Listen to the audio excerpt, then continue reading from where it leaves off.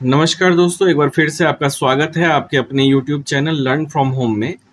दोस्तों, आज की क्लास में हम लोग राष्ट्रीय करंट अफेयर्स को कंप्लीट करने वाले हैं। इससे पहले मैंने आपको अंतर्राष्ट्रीय करंट अफेयर्स और बिहार के करंट अफेयर्स करा दिए हैं टॉपिक वाइज। तो अगर आपने वो नहीं देखी है तो आप चैनल के प्लेलिस्ट से उन वीडियोज़ को देख सकते हैं। बाकी आज जो है राष्ट्रीय करंट अफेयर्स में दोस्तों हम लोग 100+ महत्वपूर्ण करंट अफेयर्स को इसमें कवर करने वाले हैं, जो आपके आगामी एग्जाम के दृष्टिकोण से जो है काफ़ी इम्पोर्टेंट रहने वाला है। सारे जो क्वेश्चन है दोस्तों इसमें सेलेक्टेड ही हैं, तो आप बने रहिए वीडियो के जो है अंत तक। और मैं प्रयास करूंगा दोस्तों ज़्यादा डिटेल में नहीं जाने की, ताकि वीडियो का लेंथ जो है कम ही रहे, जो आपके लिए भी सुविधाजनक हो और मेरे लिए भी सुविधाजनक हो। तो चलिए वीडियो को स्टार्ट करते हैं। आप वीडियो को लाइक कर लें। और एक बात, आप में से जो भी वीडियो को पहली बार देख रहे हैं दोस्तों, आपसे आग्रह है कि चैनल को सब्सक्राइब कर लें, ताकि आगे आने वाली वीडियो का नोटिफिकेशन सबसे पहले आपको मिल सके। ठीक है, चलिए स्टार्ट करते हैं। हमारा पहला प्रश्न है दोस्तों, अगस्त 2023 में भारत का पहला बायोडायवर्सिटी विलेज एटलस किसने जारी किया है? तो ये किया है दोस्तों प्रमोद सावंत ने। प्रमोद सावंत दोस्तों वर्तमान में गोवा के मुख्यमंत्री हैं, इनको ध्यान में रखेंगे आप। और प्रमोद सावंत ने ही जो है पहला बायोडायवर्सिटी विलेज एटलस जारी किया है, और यह जो है दोस्तों भारत का पहला विलेज एटलस है। ठीक है, तो मैं ज़्यादा डिटेल में नहीं जा रहा हूं दोस्तों, ताकि वीडियो का लेंथ जो है सही रह सके। चलिए आगे बढ़ते हैं। हमारा अगला प्रश्न है दोस्तों, अगस्त 2023 में भारत के किस राज्य में भारत का पहला AI स्कूल लॉन्च किया गया है? तो भारत का पहला जो दोस्तों आर्टिफिशियल इंटेलिजेंस स्कूल लॉन्च किया गया है, यह केरल राज्य में किया गया है। और इससे जुड़ी हुई ये बात ध्यान में रखेंगे कि यह स्कूल जो है दोस्तों कक्षा 8 से कक्षा 12 के छात्रों के लिए शुरू किया गया है। और यह जो है भारत का पहला आर्टिफिशियल इंटेलिजेंस स्कूल है, इसलिए जो है यह काफी महत्वपूर्ण है। इसके बारे में आपसे पूछा जा सकता है, तो केरल राज्य को आप ध्यान में रखेंगे दोस्तों। अगला प्रश्न है दोस्तों, अगस्त 2023 में भारत का पहला 3D प्रिंटेड पोस्ट ऑफिस किस शहर में खोला गया? तो ये खोला गया है दोस्तों बेंगलुरु में। और बेंगलुरु के जो कैम्ब्रिज लेआउट है दोस्तों, यहाँ पर इसको खोला गया है। और इसकी आधारशिला जो है, भारत का पहला 3D प्रिंटेड पोस्ट ऑफिस की आधारशिला जो है अश्विनी वैष्णव ने रखी है दोस्तों। और जो है ये अश्विनी वैष्णव जो है ये रेल मंत्री हैं, इनको भी आप ध्यान में रखेंगे। और इसका जो निर्माण है दोस्तों, ये लार्सन एंड टूर्बो कंपनी के द्वारा किया गया है। L&T लार्सन एंड टूर्बो कंपनी के द्वारा जो है यह 3D प्रिंटेड पोस्ट ऑफिस को बनाया गया है, तो ये भी ध्यान में रखेंगे दोस्तों। हमारा अगला प्रश्न है, अगस्त 2023 में घोषित प्रधानमंत्री विश्वकर्मा योजना के लिए कितना बजट निर्धारित किया गया है? तो इसके लिए जो बजट है दोस्तों 13,000 करोड़ का बजट रखा गया है। और इसे जो है प्रधानमंत्री नरेंद्र मोदी जी के द्वारा लॉन्च किया गया है, इसको ध्यान में रखेंगे। और यह योजना जो है दोस्तों खास करके ऐसे लोग इसके लाभार्थी होंगे जो कि कारीगरी का काम करते हैं, जैसे कारपेंटर हो गए, नाव बनाने वाले हो गए, वस्त्र बनाने वाले, लोहार, ताला बनाने वाले, सोना जो गहने बनाने का काम करते हैं, सोनार, कुम्हार, मिट्टी का काम करने वाले, ये सब जो है दोस्तों इसके लाभार्थी होंगे विश्वकर्मा योजना के। तो इसको आप ध्यान में रखेंगे। और योजना का जो पूरा नाम है PM विश्वकर्मा कौशल सम्मान योजना है, और इसके लिए जो है ये बजट रखा गया है। ठीक है, अगला प्रश्न है दोस्तों, अगस्त 2023 में सुप्रीम कोर्ट ने अदालत परिसर में प्रवेश हेतु ऑनलाइन पास के लिए किस पोर्टल को लॉन्च किया है? तो दोस्तों इस पोर्टल का नाम है सुस्वागतम पोर्टल। और इसको जो है लॉन्च किया है सुस्वागतम पोर्टल को सुप्रीम कोर्ट ने। तो सुप्रीम कोर्ट ने इसको लॉन्च किया है दोस्तों, इसको ध्यान में रखेंगे आप। और जो भी लोग अदालत में रोज आते जाते हैं सुप्रीम कोर्ट में, जैसे कि वकील हो गए, क्लर्क हो गए, या फिर आने वाले मीडिया के लोग हो गए, तो इनका जो पंजीकरण होगा वह इसी पोर्टल से होगा दोस्तों, सुस्वागतम पोर्टल से, ताकि पास बन सके इनका आने जाने का। इसको आप ध्यान में रखेंगे। अगला प्रश्न है दोस्तों, अगस्त 2023 में प्रधानमंत्री नरेंद्र मोदी ने कितने अमृत भारत स्टेशन की आधारशिला रखी है? तो ये दोस्तों कुल 508 स्टेशन की आधारशिला रखी है नरेंद्र मोदी जी ने। और ये जो है स्टेशनों के पुनर्विकास के लिए जो है स्टेशनों का चयन किया जा रहा है, उसके तहत जो है पुनर्विकास संबंधी योजना लॉन्च की गई है। इसका नाम है अमृत भारत रेलवे स्टेशन योजना और इसके तहत 508 रेलवे स्टेशन को संपूर्ण भारत में चुना गया है, जिसमें से दोस्तों आपको ध्यान में रखना है कि बिहार के जो है 49 रेलवे स्टेशन है। अगर आपसे अलग से पूछ लिया जाए बिहार में के कितने रेलवे स्टेशन को चुना गया है, तो ये 49 जो है बिहार के हैं, इसको आप ध्यान में रखेंगे। अगला प्रश्न है दोस्तों हमारा, अगस्त 2023 में राष्ट्रीय स्वच्छ गंगा मिशन ने 692 करोड़ रुपए की लागत से बनने वाली कितनी परियोजनाओं को मंजूरी दी है? तो ये दी है दोस्तों 7 परियोजनाओं को मंजूरी। और इसके जो मंजूरी प्रदाता हैं दोस्तों वो कौन है? तो राष्ट्रीय स्वच्छ गंगा मिशन है। कुल 7 परियोजनाओं को जो है मंजूरी दी गई है इसमें, इसको आप ध्यान में रखेंगे। अगला प्रश्न है दोस्तों, अगस्त 2023 में भारत सरकार ने इनवॉइस प्रोत्साहन योजना मेरा बिल मेरा अधिकार की घोषणा की है। योजना की शुरुआत कब की जाएगी? तो इसकी शुरुआत जो दोस्तों है 1 सितंबर 2023 से कर दी गई है। और इस योजना का जो दोस्तों मुख्य उद्देश्य है यह आम जनता के व्यवहार में थोड़ा बदलाव लाना, ताकि वो जो है जितने भी विक्रेता हैं या जहां भी आप शॉपिंग करने के लिए जाते हैं तो वहां से जो है ये बिल मांगने को अपना अधिकार समझना शुरू कर दें। तो इसलिए यह योजना शुरू की गई है, मेरा बिल मेरा अधिकार योजना। और बिल जो है दोस्तों काफी जरूरी होता है, इससे घोटाला थोड़ा कम हो जाएगा, तो इसलिए स्टार्ट की गई है। और ये जो आरंभ की गई है दोस्तों, ये भारत सरकार के द्वारा आरंभ की गई है, इंडियन गवर्नमेंट। अब तो भारत कहना ही ज्यादा बेहतर है, तो इसको आप ध्यान में रखेंगे दोस्तों कि 1 सितंबर 2023 से यह आरंभ होती है। अगला प्रश्न है दोस्तों, अगस्त 2023 में राजस्थान के कितने उत्पादों को भौगोलिक संकेतक टैग प्रदान किया गया है? तो ये किया गया है दोस्तों 4 उत्पादों को।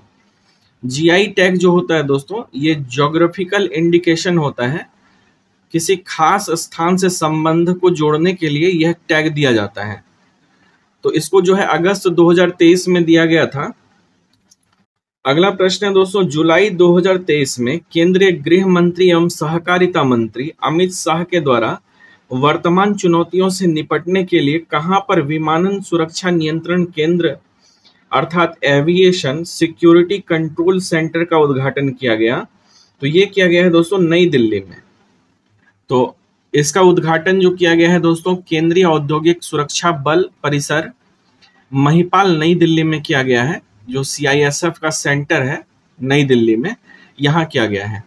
और इसके उद्घाटनकर्ता को ध्यान में रखेंगे कि केंद्रीय गृह मंत्री और जो सहकारिता मंत्री हैं हमारे अमित शाह, इन्होंने इसका उद्घाटन किया है। और इसके कुल 4 घटक हैं दोस्तों, ठीक है, इसको भी आप ध्यान में रखेंगे। 4 घटक कौन कौन से हैं? तो संचार और एवं नियंत्रण केंद्र है पहला घटक, दूसरा घटक है दोस्तों घटना प्रबंधन, और तीसरा घटक जो है विमानन अनुसंधान केंद्र है, और चौथा जो घटक है दोस्तों ये है डेटा सेंटर, ठीक है। और इसका जो मुख्य उद्देश्य है दोस्तों ये है कि इसके माध्यम से जो है किसी भी निश्चित समय पर यात्रियों की संख्या के बारे में सही जानकारी प्राप्त हो सकेगी। यात्रियों और हवाई जहाज यातायात का डेटा का 24/7 निगरानी रखा जाएगा इसके अंतर्गत, ये भी आप ध्यान में रखेंगे। अगला प्रश्न है दोस्तों, जुलाई 2023 में केंद्रीय गृह मंत्री एवं सहकारिता मंत्री अमित शाह ने किस क्रूज का साबरमती रिवर फ्रंट पर शुभारंभ किया है? तो ये क्या है अक्षर रिवर क्रूज का। और ये जो शुभारंभ करता है दोस्तों अमित शाह ही है, जो कि केंद्रीय गृह और सहकारिता मंत्री हैं। इन्होंने वीडियो कॉन्फ्रेंस करके जो है इसका उद्घाटन कराया था दोस्तों। और शुभारंभ जो है अहमदाबाद में है, साबरमती रिवर अहमदाबाद, इसका ध्यान में रखेंगे दोस्तों। अहमदाबाद में स्थित साबरमती रिवर फ्रंट पर कराया है, यानी साबरमती नदी पर। क्रूज का नाम ध्यान में रखिएगा कि अक्षर रिवर क्रूज है दोस्तों, अक्षर रिवर क्रूज। चलिए अगले प्रश्न पे चलते हैं। अगला प्रश्न है दोस्तों, जुलाई 2023 में वर्ष 21-22 के लिए शिक्षा पर राज्यों केंद्र शासित प्रदेशों के लिए प्रदर्शन ग्रेडिंग इंडेक्स 2.0 जारी किया गया। इस संदर्भ में निम्न कथनों पर विचार कीजिए। तो जो प्रदर्शन ग्रेडिंग इंडेक्स जारी किया गया है दोस्तों, इसके बारे में कुछ कथन दिए गए हैं और हमें बताना है कि इनमें से कौन सा कथन जो है सही है। तो इस इंडेक्स में राज्यों और केंद्र शासित प्रदेशों को 10 श्रेणियों यानी ग्रेडों में वर्गीकृत किया गया है। तो ये कथन दोस्तों सही है। इसमें जो है राज्यों को जो है 10 श्रेणियों में बांटा गया है। किसी भी राज्य या केंद्र शासित प्रदेश ने शीर्ष 5 ग्रेडों में स्थान प्राप्त नहीं किया है। तो ये कथन भी सत्य है। पंजाब और चंडीगढ़ सर्वश्रेष्ठ प्रदर्शन करने वाले राज्य और केंद्र शासित प्रदेश बने हैं। ये भी कथन सत्य है। ठीक है दोस्तों, तो इसका जो राइट आंसर होगा दोस्तों, सभी कथन सत्य हैं, ये हो जाएगा। इसका जो नोट्स है दोस्तों, ये आपको टेलीग्राम चैनल पर मिल जाएगा और जितनी बातें मैं आपको बताता चल रहा हूँ वो सारे इसमें लिखे हुए मिलेंगे आपको। तो आपको घबराना बिल्कुल भी नहीं है कि एक बार देखने से याद कैसे होगा। तो आपको टेलीग्राम चैनल ज्वाइन कर लेना है, वहां पर से जो है आपको पीडीएफ मिल जाएगा, आप उसको एक बार रिवीजन जरूर कर लेंगे। तो अब मैं यहाँ पे जो है शॉर्ट में ही चल रहा हूँ। जुलाई 2023 में फिक्की जो है, फिक्की EY द्वारा जारी report road safety in India navigating through nuances के अनुसार सड़क दुर्घटनाओं में होने वाली कुल मौतों में कितने प्रतिशत लोग भारत में हर साल मौत का शिकार हो रहे हैं। तो इसमें दोस्तों 11% लोग जो है मौत का शिकार हो रहे हैं। काफी भयानक डाटा है, तो इसको आप ध्यान में रखेंगे कि 11% लोग जो है सड़क दुर्घटना में होने वाली मौतों का शिकार बन रहे हैं। अगला प्रश्न है दोस्तों, जुलाई 2023 में राष्ट्रीय सिकल सेल एनीमिया मुक्ति मिशन का शुभारंभ किया गया। इस संदर्भ में निम्न कथनों पर विचार कीजिए। सिकल सेल एनीमिया जो है दोस्तों एक तरह की बीमारी है और इससे रिलेटेड जो है कथन दिया गया है। तो हमें पहचान करना है कि इसमें से कौन सा कथन सत्य है। राष्ट्रीय सिकल सेल एनीमिया मुक्ति मिशन का लक्ष्य जो है 2047 तक लाल रुधिर कोशिकाओं रक्तहीनता को खत्म करना है। तो ये कथन दोस्तों बिल्कुल सत्य है। अगला कथन जो है दोस्तों हमारा, इसमें कहा जा रहा है कि इस मिशन के तहत अगले 3 वर्षों में यानी 23 से 24 फिर 25 से 26 तक में लगभग 7 करोड़ लोगों की जांच की जाएगी। तो ये भी कथन सत्य है। 2047 तक दोस्तों एनीमिया मुक्त मिशन का लक्ष्य रखा गया है, इसको आप ध्यान में रखेंगे। और अगले 3 वर्षों तक जो है 7 करोड़ लोगों की जांच की जाएगी, ये भी सत्य बात है, इसको भी आप ध्यान में रखेंगे। तो इसमें से जो है दोनों कथन दोस्तों सत्य है हमारा, 1 और 2 दोनों। ठीक है। अगला प्रश्न है, जुलाई 2023 में राज्यसभा के सभापति ने लैंगिक समानता स्थापित करते हुए उप सभापतियों के पैनल में कितने प्रतिशत महिला सदस्यों को मनोनीत किया है। तो ये किया है दोस्तों 50%। ठीक है, इसको आप ध्यान में रखेंगे कि जुलाई 2023 में राज्यसभा के जो सभापति हैं लैंगिक समानता बनाने के लिए 50% महिला सदस्यों को जो है उप सभापतियों के पैनल में शामिल किया है, मनोनीत किया है दोस्तों। ठीक है। अगला प्रश्न है, जुलाई 2023 में सुप्रीम कोर्ट ने वरिष्ठ अधिवक्ता पद पर आवेदन करने के लिए न्यूनतम आयु वर्ष सीमा का निर्धारण किया है। वो न्यूनतम आयु सीमा क्या है? तो वो न्यूनतम आयु सीमा है दोस्तों 45 वर्ष। सुप्रीम कोर्ट में जो है वरिष्ठ अधिवक्ता पद के लिए न्यूनतम आयु का जो है सीमा बनाया गया है 45 वर्ष, इसको आप ध्यान में रखेंगे। अगला प्रश्न है दोस्तों, जुलाई 2023 में अखिल भारतीय शिक्षा समागम 2023 का आयोजन कहाँ किया गया? तो जो ये दोस्तों अखिल भारतीय शिक्षा समागम 2023 है, इसका आयोजन नई दिल्ली में किया गया है, इसको आप ध्यान में रखेंगे। अगला प्रश्न है दोस्तों, जुलाई 2023 में नीति आयोग के द्वारा जारी राष्ट्रीय बहुआयामी गरीबी सूचकांक 2023 के अनुसार निम्नलिखित कथनों में से कौन सा सही नहीं है? तो इसमें कुछ कथन दिए गए हैं, हमें बताना है कि कौन सा कथन सही नहीं है दोस्तों।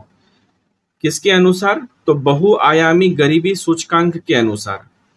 कहा जा रहा है कि वर्ष 2015 से 16 से 2019 से 21 की अवधि में कुल 5 वर्ष के दौरान रिकॉर्ड 13.54 करोड़ लोग बहुआयामी गरीबी से मुक्त हुए हैं।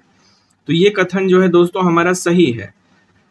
इसको ध्यान में रखिएगा कि 13.54 करोड़ लोग जो है बहुआयामी गरीबी से मुक्त हुए हैं।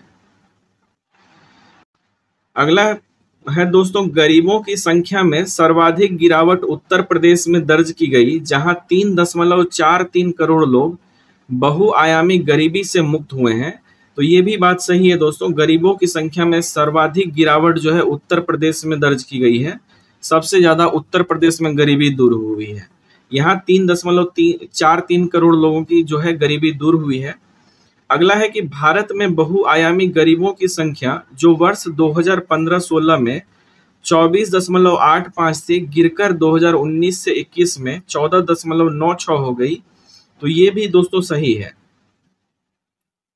अगला जो है दोस्तों, ये प्रतिशत की दृष्टि से सर्वाधिक गरीब आबादी झारखंड में रहती है। यही कथन दोस्तों हमारा गलत है, जो कि सही ऑप्शन होगा हमारा। तो ऑप्शन डी करेक्ट होगा, इसको ध्यान में रखेंगे। अगला प्रश्न है दोस्तों, जुलाई 2023 में अडानी ग्रुप ने झारखंड के गोड्डा में स्थापित ultra super critical thermal power plant से किस देश को पूर्ण लोड बिजली आपूर्ति शुरू की है? तो ये की है दोस्तों बांग्लादेश को। इसको ध्यान में रखेंगे आप कि जो है भारत के पहले ट्रांसनेशनल पावर प्रोजेक्ट से बिजली जो है बांग्लादेश को दी जा रही है। अगला प्रश्न है दोस्तों, जुलाई 2023 में न्यूनतम आय गारंटी विधेयक पारित करने वाला भारत का पहला राज्य कौन बना? तो ये बना है दोस्तों राजस्थान। इसको ध्यान में रखेंगे आप कि न्यूनतम आय गारंटी विधेयक पारित करने वाला भारत का पहला राज्य बन गया है राजस्थान। ठीक है। अगला प्रश्न है दोस्तों, जुलाई 2023 में किस राज्य सरकार ने भारत का पहला गिग श्रमिक अधिकार विधेयक पेश किया है? तो ये किया है दोस्तों राजस्थान सरकार ने। और जो राजस्थान विधानसभा है दोस्तों, ये हाल ही में श्रमिकों को सामाजिक सुरक्षा लाभ प्रदान करने के उद्देश्य से एक महत्वपूर्ण विधेयक तैयार कर रहा है। इसी का नाम है दोस्तों गिग श्रमिक विधेयक। तो इसको आप ध्यान में रखेंगे बिल्कुल। राजस्थान जो है इसको पहला राज्य है पारित करने वाला। अगला प्रश्न है दोस्तों, जुलाई 2023 में किसे पीछे छोड़ते हुए ओडिशा के मुख्यमंत्री नवीन पटनायक भारत के किसी राज्य के दूसरे सबसे लंबे समय तक सेवा करने वाले मुख्यमंत्री बन गए? तो ये ज्योति बसु। ठीक, नवीन पटनायक जो है दोस्तों दूसरे सबसे लंबे समय तक सेवा करने वाले मुख्यमंत्री बन गए हैं। इसको आप ध्यान में रखेंगे कि ज्योति बसु को जो है पीछे छोड़ दिए हैं। अगर आपसे दोस्तों पूछ लिया जाए कि भारत के किसी भी राज्य का सर्वाधिक लंबे समय तक मुख्यमंत्री रहने का रिकॉर्ड किसके नाम पर है, तो इसमें आप ध्यान में रखिएगा दोस्तों कि सिक्किम के हैं। सिक्किम राज्य के पवन चामलिंग हैं। और ये जो पवन चामलिंग है दोस्तों, यह लगातार 24 वर्ष 166 दिनों तक सिक्किम के मुख्यमंत्री रहे हैं। तो पवन चामलिंग का नाम आप ध्यान में रखेंगे, काफी इंपॉर्टेंट हो सकता है आपके एग्जाम के लिए। अगला प्रश्न है दोस्तों, जुलाई 2023 में किस राज्य को भारत का पहला कंस्ट्रक्शन इनोवेशन हब मिला? तो ये मिला है दोस्तों केरल राज्य को। भारत का पहला कंस्ट्रक्शन इनोवेशन हब कौन बन गया है? तो केरल राज्य बन गया है। इसको ध्यान में रखेंगे आप। अगला प्रश्न है दोस्तों, हाल ही में वर्ल्ड सिटीज कल्चर फोरम में शामिल होने वाला पहला भारतीय शहर कौन बना है? तो ये बना है दोस्तों बेंगलुरु। बेंगलुरु जो है वर्ल्ड सिटीज कल्चर फोरम में शामिल होने वाला पहला भारतीय शहर बना है। इसको आप ध्यान में रखेंगे। अगला प्रश्न है दोस्तों, जुलाई 2023 में जारी निर्यात तैयारी सूचकांक 2022 के अनुसार भारत का कौन सा राज्य शीर्ष स्थान पर है? तो ये है दोस्तों तमिलनाडु। निर्यात तैयारी सूचकांक 2022 में तमिलनाडु जो है दोस्तों यह शीर्ष स्थान पर है। इसको आपको ध्यान में रखना है। अगला प्रश्न है दोस्तों, मिस वर्ल्ड 2023 प्रतियोगिता का आयोजन कहां पर किया जाएगा? तो ये किया जाएगा दोस्तों भारत में। मिस वर्ल्ड 2023 का आयोजन जो है भारत में होने वाला है। इसको ध्यान में रखेंगे दोस्तों। अगला प्रश्न है दोस्तों, जून 2023 में प्रधानमंत्री नरेंद्र मोदी ने कहां पर 5 वंदे भारत ट्रेनों को झंडी दिखाकर रवाना किया है? तो ये किया है दोस्तों भोपाल में। 5 वंदे भारत ट्रेनों को झंडी दिखाकर रवाना किया है प्रधानमंत्री नरेंद्र मोदी ने भोपाल में। इसको आप ध्यान में रखेंगे दोस्तों। अगला प्रश्न है, जून 2023 में भारत सरकार द्वारा मणिपुर हिंसा की जांच के लिए किसकी अध्यक्षता में एक जांच आयोग का गठन किया गया? तो दोस्तों ये किया गया अजय लांबा की अध्यक्षता में। मणिपुर में जो हिंसा हुई थी, आपने बीच में सुना होगा, खबरों में काफी रहा था ये। तो ये जो है अजय लांबा की अध्यक्षता में एक जांच आयोग का गठन किया गया है। इसको आप ध्यान में रखेंगे, काफी इंपॉर्टेंट है ये। अगला प्रश्न है दोस्तों, जून 2023 में किसके द्वारा भारत का पहला पुलिस ड्रोन यूनिट लॉन्च किया गया? तो ये किया गया है दोस्तों ग्रेटर चेन्नई सिटी पुलिस के द्वारा। पहला जो है ड्रोन पुलिस यूनिट को लॉन्च किया गया है greater Chennai city police unit के द्वारा। इसको आप ध्यान में रखेंगे।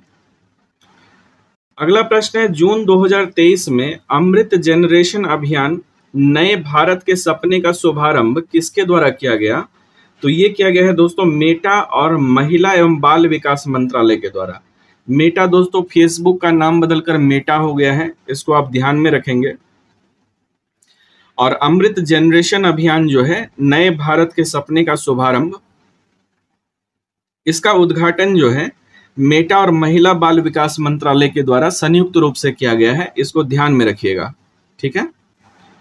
अगला प्रश्न है दोस्तों, जून 2023 में घोषित mission on advanced and high impact research के संदर्भ में निम्न कथनों पर विचार करना है।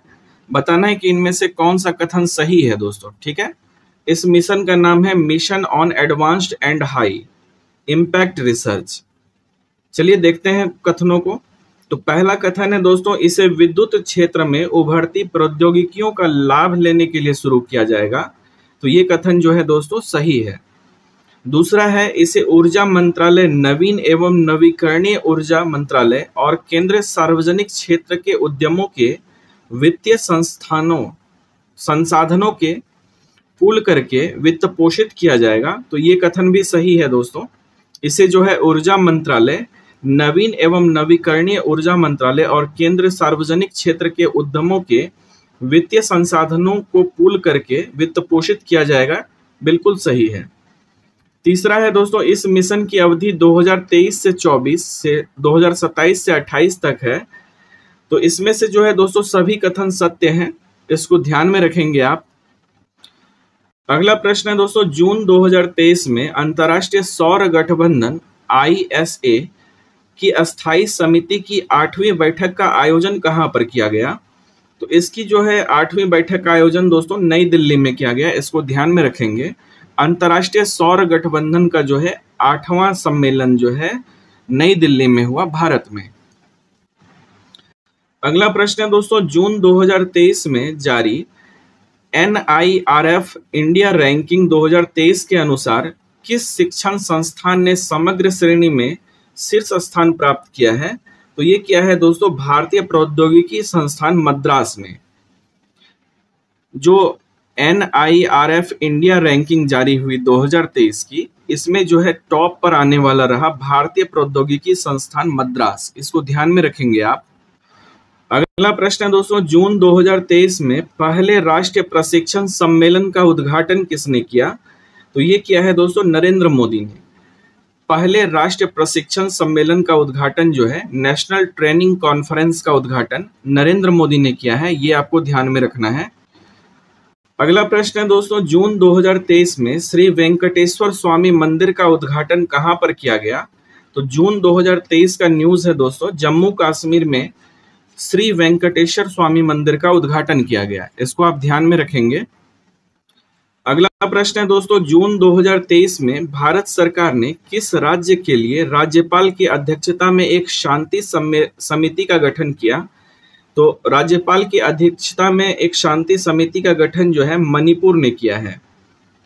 ठीक है दोस्तों। अगला प्रश्न है, प्रधानमंत्री नरेंद्र मोदी ने नवनिर्मित संसद भवन को राष्ट्र को कब समर्पित किया? तो तो ये किया है दोस्तों 28 मई 2023 को नया संसद भवन बना है दोस्तों। नवनिर्मित संसद भवन जो है 28 मई 2023 को राष्ट्र को समर्पित किया गया। अगला प्रश्न ध्यान में रखिएगा दोस्तों कि जून 2023 में 5वें राज्य खाद्य सुरक्षा सूचकांक 2022-23 का अनावरण किया गया। इस संदर्भ में निम्न कथनों पर विचार कीजिए, बताना है कि कौन सा कथन इसमें से सही है। तो जो 5वें राज्य खाद्य सुरक्षा सूचकांक 2022-23 का अनावरण किया गया है, उसके अनुसार जो है दोस्तों बड़े राज्यों की श्रेणी में केरल ने शीर्ष स्थान प्राप्त किया है। ये कथन सत्य है। छोटे राज्यों में मणिपुर ने शीर्ष स्थान प्राप्त किया है, ये गलत है। केंद्र शासित प्रदेशों के बीच जम्मू और कश्मीर ने पहला स्थान प्राप्त किया है, ये कथन सही है दोस्तों। तो हमारा राइट आंसर दोस्तों 1 और 3 हो जाएगा, 1 और 3। तो यहाँ ऑप्शन सी जो है दोस्तों हमारा करेक्ट होगा। चलिए अगले प्रश्न पे चलते हैं। अगला प्रश्न है दोस्तों, मई 2023 में व्यसन मुक्त अमृत काल अभियान का शुभारंभ किसके द्वारा किया गया? तो ये किया गया है राष्ट्रीय बाल अधिकार संरक्षण आयोग के द्वारा। मई 2023 में व्यसन मुक्त अमृत काल अभियान का जो शुभारंभ किया गया दोस्तों, यह राष्ट्रीय बाल अधिकार संरक्षण आयोग के द्वारा किया गया है। इसको आप ध्यान में रखेंगे। अगला प्रश्न है, मई 2023 में किस राज्य में स्थित भारत के सबसे लंबे स्काई वॉक ब्रिज का उद्घाटन किया गया? तो सबसे लंबे स्काई वॉक ब्रिज का उद्घाटन जो है दोस्तों तमिलनाडु में किया गया है, और जो है दोस्तों ये भारत का सबसे लंबा स्काई वॉक ब्रिज है। इसको भी ध्यान में रखेंगे। अगला प्रश्न है दोस्तों, मई 2023 में प्रधानमंत्री श्री नरेंद्र मोदी की अध्यक्षता में केंद्रीय मंत्रिमंडल ने नवोन्मेष, एकीकरण और सिटी 2.0 को बनाए रखने के लिए सिटी इन्वेस्टमेंट को मंजूरी दी है। सिटी 2.0 जो है कार्यक्रम की निर्धारित अवधि क्या है? तो निर्धारित अवधि जो है दोस्तों इसकी 2023 से लेकर के 2027 है। इसको ध्यान में रखिएगा, ठीक है। अगला प्रश्न है दोस्तों, मई 2023 में भारत के किस राज्य को पहला रूप से ई शासित राज्य घोषित किया गया है? तो ये किया गया है केरल को। तो भारत का पहला ई शासित राज्य बनने वाला जो है ये केरल है दोस्तों, इसको ध्यान में रखेंगे। अगला प्रश्न है दोस्तों, मई 2023 में भारत के केंद्रीय मंत्री भूपेंद्र यादव ने किस स्थान पर सतत भूमि प्रबंधन के लिए उत्कृष्टता केंद्र का उद्घाटन किया है? तो ये किया है दोस्तों देहरादून में। भूपेंद्र यादव ने इसका उद्घाटन किया है दोस्तों। नाम है सतत भूमि प्रबंधन के लिए उत्कृष्टता केंद्र। इसका उद्घाटन जो है देहरादून में किया गया है। इसको ध्यान में रखेंगे आप। अगला प्रश्न है दोस्तों, मई 2023 में भारत के किस राज्य में 7 धार्मिक स्थलों को जोड़ने के लिए नदी आधारित धार्मिक पर्यटन सर्किट के लिए समझौता ज्ञापन पर हस्ताक्षर किया गया? तो ये किया गया है दोस्तों असम राज्य में। 2023 में भारत के किस राज्य में 7 धार्मिक स्थलों को जोड़ने के लिए नदी आधारित धार्मिक पर्यटन सर्किट का जो है समझौता ज्ञापन हस्ताक्षर किया गया है? तो ये किया गया है असम राज्य में। इसको ध्यान में रखेंगे।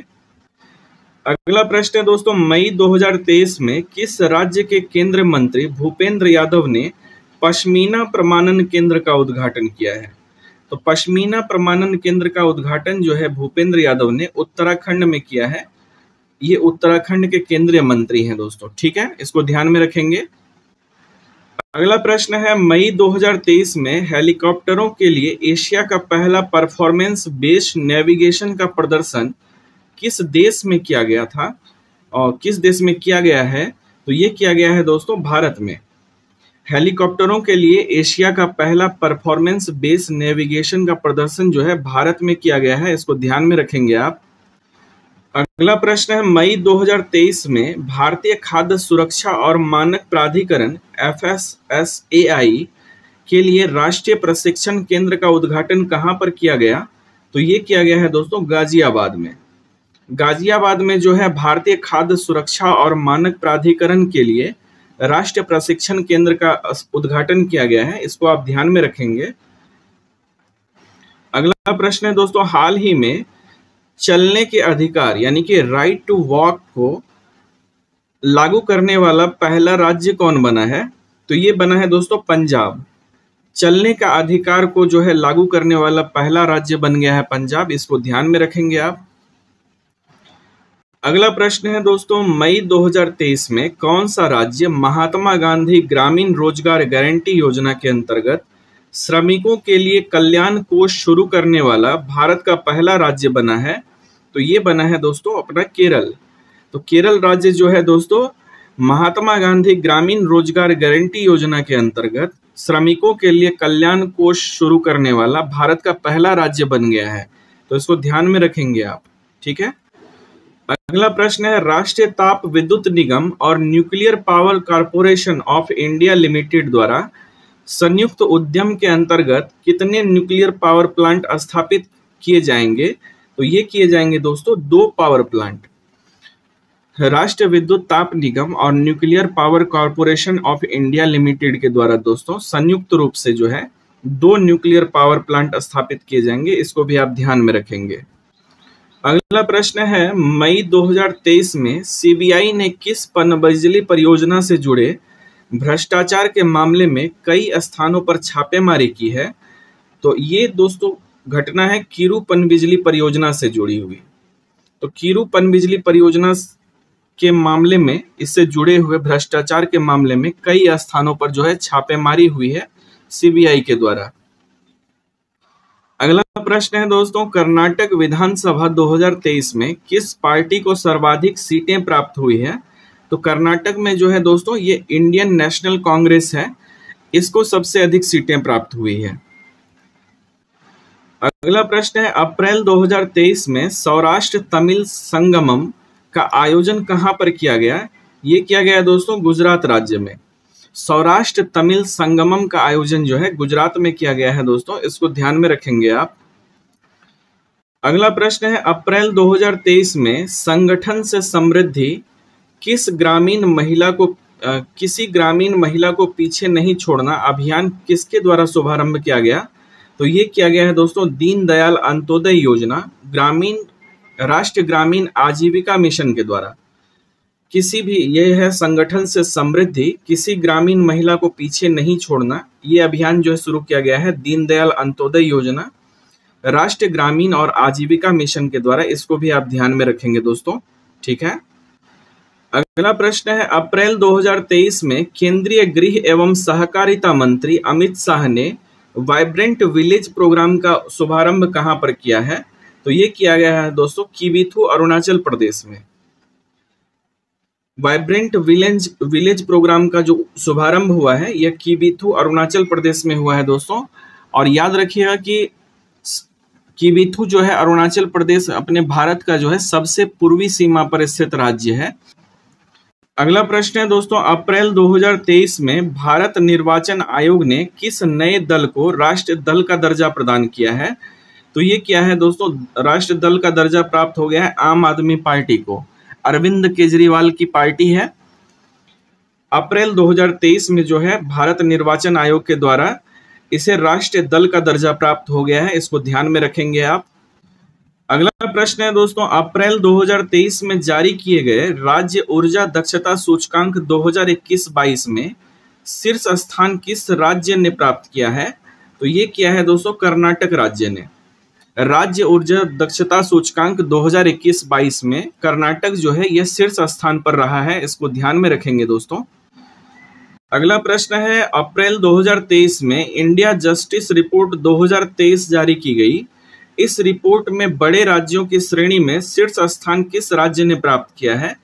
तो इसमें शीर्ष स्थान दोस्तों कर्नाटक ने प्राप्त किया है।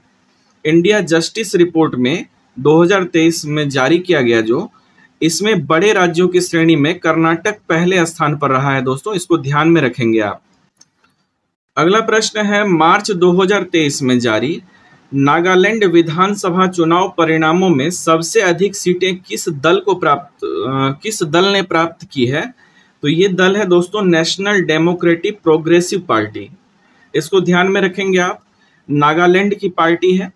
नागालैंड विधानसभा चुनाव में सबसे अधिक सीटें जो है इसी पार्टी ने प्राप्त की है और इसका नाम जो है नेशनलिस्ट डेमोक्रेटिक प्रोग्रेसिव पार्टी है, इसको भी आप ध्यान में रखेंगे दोस्तों, ठीक है।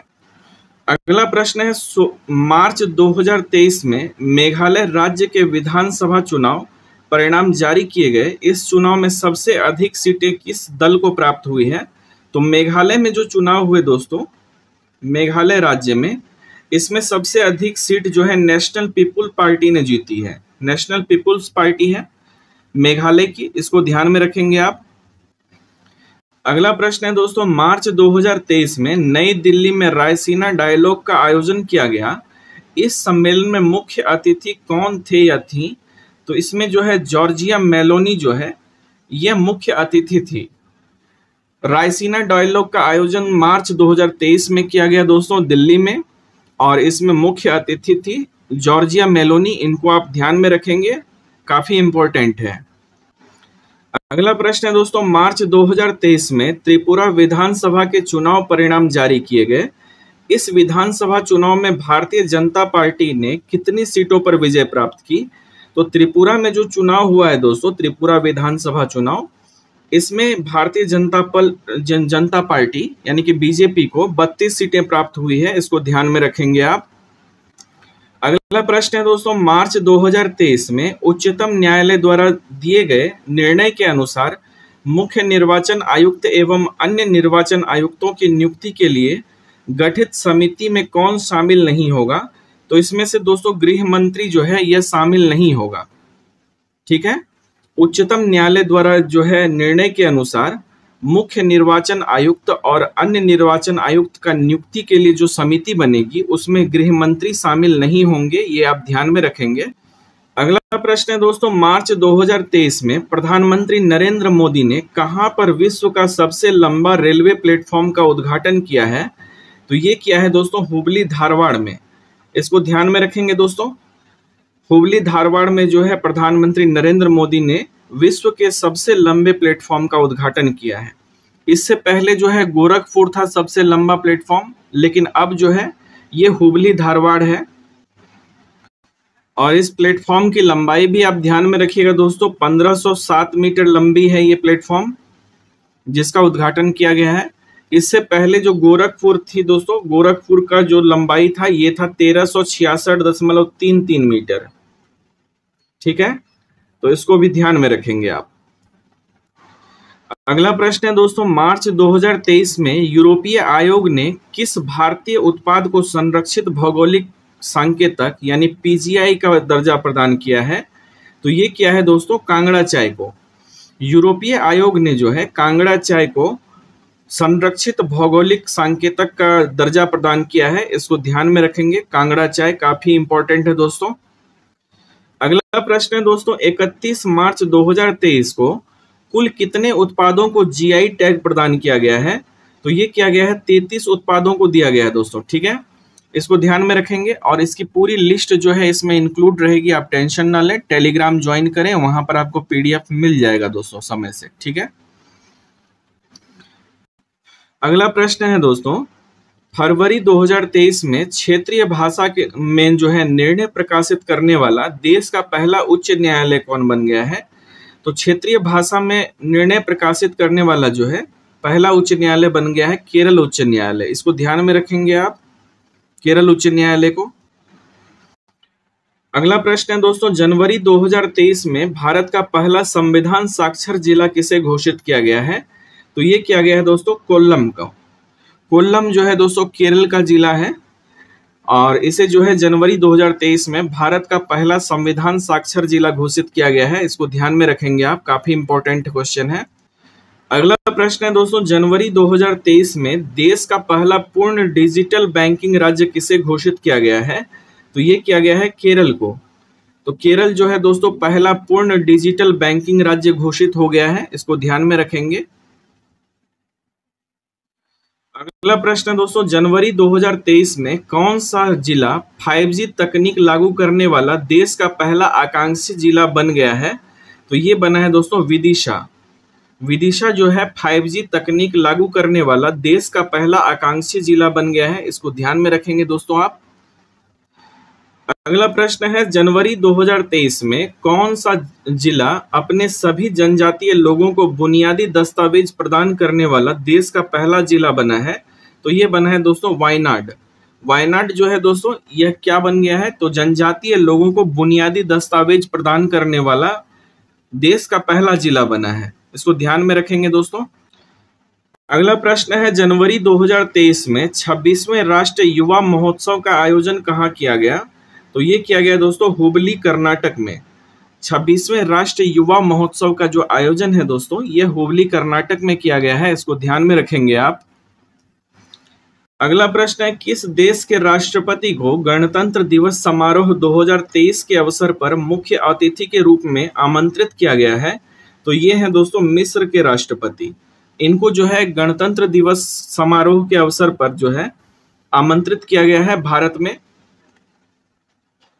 और इस मिस्र के राष्ट्रपति का जो नाम है दोस्तों अब्दुल फतेह अल सीसी है, यही थे मुख्य अतिथि।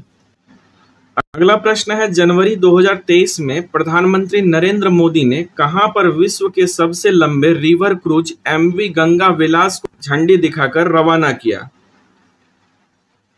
तो ये किया है दोस्तों वाराणसी से। इसको ध्यान में रखेंगे। गंगा विलास, एमवी गंगा विलास जो है इस क्रूज का नाम है और इसको जो है प्रधानमंत्री नरेंद्र मोदी ने झंडी दिखाकर रवाना किया है। अगला प्रश्न है दोस्तों, जनवरी 2023 में प्रवासी भारतीय दिवस सम्मेलन का आयोजन कहां पर किया गया? तो ये किया गया है इंदौर में। प्रवासी भारतीय दिवस सम्मेलन का आयोजन जो है इंदौर में किया गया है, इसको ध्यान में रखेंगे आप। अगला प्रश्न है दोस्तों, जनवरी 2023 में केंद्रीय मंत्रिमंडल ने राष्ट्रीय हरित हाइड्रोजन मिशन यानी नेशनल ग्रीन हाइड्रोजन मिशन को मंजूरी प्रदान की। इससे संबंधित निम्न में से कौन सा कथन सही है, इसको बताना है। इस मिशन का प्रारंभिक परिव्यय जो है 19,744 करोड़ रुपए है। ये बात जो है दोस्तों ये बात सही है। इससे प्रतिवर्ष कम से कम 5 मिलियन मीट्रिक टन की हरित हाइड्रोजन उत्पादन क्षमता का विकास होगा, ये भी सही है। और इससे ग्रीन हाउस गैस उत्सर्जन में प्रतिवर्ष लगभग 50 मिलियन मीट्रिक टन की कटौती की संभावना है, ये भी सही है दोस्तों। तो हमारा राइट आंसर जो होगा ये होगा ऑप्शन डी, सभी कथन सही है, इसको ध्यान में रखेंगे आप। अगला प्रश्न है दोस्तों, जनवरी 2023 में अखिल भारतीय पीठासीन अधिकारियों का 83वां सम्मेलन कहां आयोजित किया गया? तो ये किया गया है दोस्तों जयपुर में। तो अखिल भारतीय पीठासीन अधिकारियों का 83वां सम्मेलन जो है जयपुर में आयोजित हुआ है, इसको ध्यान में रखेंगे आप। अगला प्रश्न है दोस्तों, जनवरी 2023 में जल पर राज्य मंत्रियों के पहले अखिल भारतीय वार्षिक सम्मेलन वाटर विजन एट 2047 का आयोजन जो है कहां पर किया गया? तो ये किया गया है भोपाल में। जल पर राज्य मंत्रियों के पहले अखिल भारतीय वार्षिक सम्मेलन जो है वाटर विजन @ 2047 जो है भोपाल में आयोजित हुआ है, इसको ध्यान में रखेंगे आप। अगला प्रश्न है दोस्तों, जनवरी 2023 में किस रेलवे स्टेशन को भारतीय खाद्य संरक्षण एवं मानक प्राधिकरण द्वारा 5 स्टार रेटिंग प्रमाणन के साथ ईट राइट स्टेशन से प्रमाणित किया गया है? तो ये किया गया है दोस्तों Varanasi cantt railway station Varanasi को। इसको ध्यान में रखेंगे आप कि जो है 5 स्टार रेटिंग और जो है ईट राइट स्टेशन का जो है प्रमाणन मिला है वाराणसी रेलवे स्टेशन को। अगला प्रश्न है दोस्तों, जनवरी 2023 में राष्ट्रीय जीनोम संपादन एवं संरक्षण केंद्र का उद्घाटन कहाँ किया गया? तो national genome editing and training centre का जो उद्घाटन है दोस्तों ये मोहाली में किया गया है, ठीक है। और मोहाली जो है दोस्तों ये पंजाब में है, ध्यान में रखिएगा। मोहाली पड़ता है पंजाब में। अगला प्रश्न है, जनवरी 2023 में भारत के सबसे बड़े हॉकी स्टेडियम का उद्घाटन कहां पर किया गया? तो ये किया गया है दोस्तों राउरकेला में। भारत के सबसे बड़े हॉकी स्टेडियम का उद्घाटन किया गया है राउरकेला में, इसको ध्यान में रखेंगे आप। अगला प्रश्न है, जनवरी 2023 में राष्ट्रपति द्रौपदी मुर्मू ने कहां पर एक संविधान उद्यान का उद्घाटन किया है? तो ये किया है दोस्तों राजभवन जयपुर में।